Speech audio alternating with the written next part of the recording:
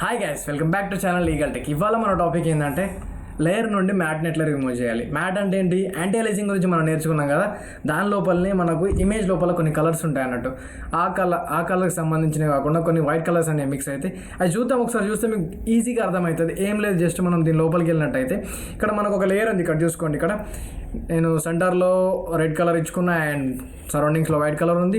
ఇదంతా ఒకటే లేయరు. ఇక్కడ చూసినట్టయితే ఒకటే లేయర్ మీద లాక్ ఉంది. దీన్ని నేను ఏం చేస్తున్నా అంటే జూమ్ చేసి చూపిస్తే ఇక్కడ చూడండి, ఇగో ఇక్కడ చూసినట్టయితే ఏమైంది, ఇక్కడ చూడండి, ఇగో ఇవన్నీ కలర్స్ అన్నీ మిక్స్ అయినాయి. ఇక్కడ కొంచెం రెడ్, అలాగే లైట్ రెడ్ వైట్లోకి అదే మిక్స్ అయిపోయింది. ఓకే, మనం దాన్నే మ్యాటింగ్ అంటాం అన్నట్టు. దాన్ని రిమూవ్ చేయాలంటే ఎట్లా, ఏం లేదు, మనం దీన్ని కాపీ చేసుకుందాం. కంట్రోల్-C కాపీ చేసుకున్నట్టయితే అండ్ దీనిలో పేస్ట్ చేసుకుందాం. కంట్రోల్-V.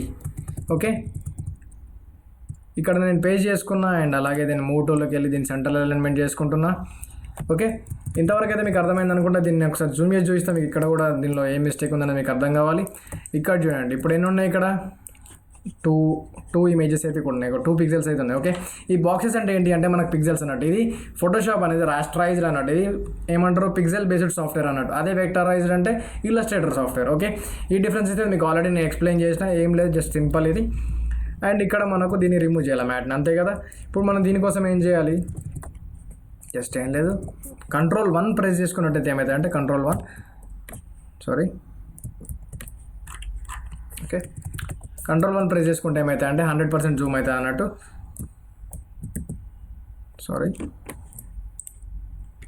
కంట్రోల్-1 ఓకే, కంట్రోల్-1 ప్రెస్ చేస్తే జూమ్ అయింది, 100% జూమ్ అయింది. అండ్ ఇప్పుడు మనం ఏం చేయాలి, ఈ మ్యాట్ని రిమూవ్ చేయాలంటే ఏం లేదు, జస్ట్ లేయర్లోకి వెళ్ళాలి.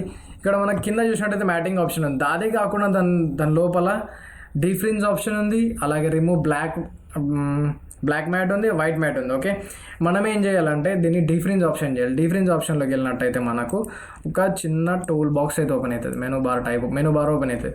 దాని లోపల కొన్ని టూల్స్ ఉంటాయి, విత్ పిక్సెల్స్ అని ఉంటాయి అన్నట్టు. ఆ పిక్సెల్స్ నుండి ఎన్ని పెంచుతాం అన్నట్టు. ఓకే, అండ్ ఇందాక మనం ఎన్ని పిక్సెల్స్ చూసినాం, 2 పిక్సెల్స్ చూసినాం. అలాగే మనం 2 ప్రెస్ చేసుకోవచ్చు, లేదా మన ఇమేజ్ క్లారిటీ కోసం 3 ప్రెస్ చేసుకోవచ్చు.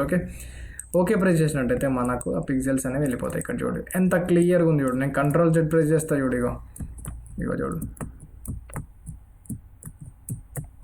నీకు అర్థమయ్యే ఉంటుంది. చూడు, కంట్రోల్-Z, కంట్రోల్-Shift-Z. ఇక్కడ నీకు డిఫరెన్స్ అయితే నీకు అర్థమైంది అనుకుంటా, ఎంత క్లారిటీగా ఉంది ఇమేజ్ అని చెప్పి. అండ్ అంతే, అంతకంటే ఎక్కువ ఏం లేదు. యాంటీ-అలియాసింగ్ అనేది ఎవరికి అర్థమవుతుంది అంటే బాగా గేమింగ్ ఆడతారు కదా, వాళ్ళకి అర్థమైపోతుంది.